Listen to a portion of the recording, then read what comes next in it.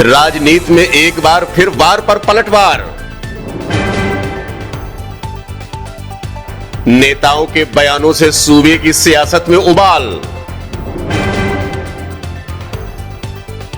गोबर और इत्र के बयान पर सपा और भाजपा में जमकर ठनी।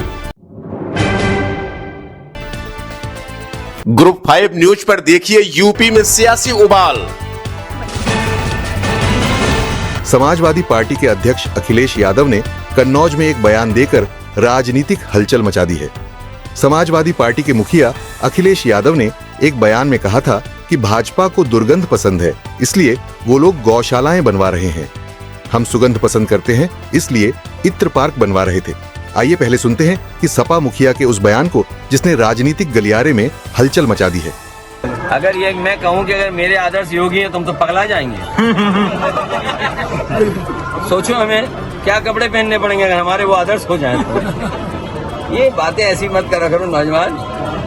हमारा आदर्श क्या है? हमारे आदर्श लोहिया जी हैं। हम लोग डॉक्टर भीमराव जी के, अम्बेडकर जी के रास्ते पे चलते हैं। नेताजी ने जो रास्ता दिखाया उस रास्ते पे चल रहे हैं। जनेश्वर मिश्र जी ने हम लोगों को जो सिखा के गए हैं उस रास्ते पे चल रहे हैं हम लोग। तो समाजवादी लोग हैं, विकास खुशहाली चाहते हैं। कन्नौज में रहकर के हम लोगों ने भाईचारे की सुगंध दी है। ये जो भारतीय जनता पार्टी के लोग हैं इनकी नफरत की दुर्गंध है। मैं तो कन्नौज के सुगंध वाले लोगों से कहूंगा ये भारतीय जनता पार्टी की दुर्गंध को हटाएं। अभी तो थोड़ी हटाई है, अगली बार और हटा दो, जिससे कि कन्नौज का विकास रुका हुआ आगे बढ़ जाए। आप बताइए, दुर्गंध पसंद करते हैं इसीलिए गौशाला बना रहे हैं। हम सुगंध पसंद कर रहे थे इसलिए इत्र पार्क बना रहे थे। अखिलेश यादव के बयान के बाद कन्नौज के पूर्व सांसद सुब्रत पाठक की तीखी प्रतिक्रिया आई है। उन्होंने कहा कि अखिलेश यादव सनातन के कार्यक्रम में भी जाकर सनातन को अपमानित करना नहीं भूलते हैं। यह सनातन के प्रति अखिलेश यादव की घृणा को दर्शाता है। दूसरा, उन्होंने कहा कि भारतीय जनता पार्टी की सरकार को दुर्गंध पसंद है इसलिए उन्होंने गौशालाएं बनवाई।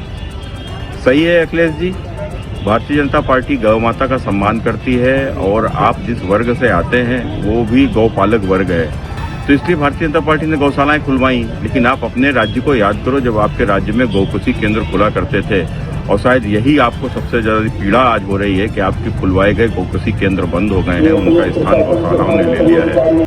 हम बता दें कि कन्नौज के एक सनातन के कार्यक्रम यज्ञ में पहुंचे अखिलेश यादव ने कहा कि योगी उनके आदर्श नहीं हो सकते हैं। इस पर सुब्रत पाठक ने कहा कि उन्होंने सच कहा है।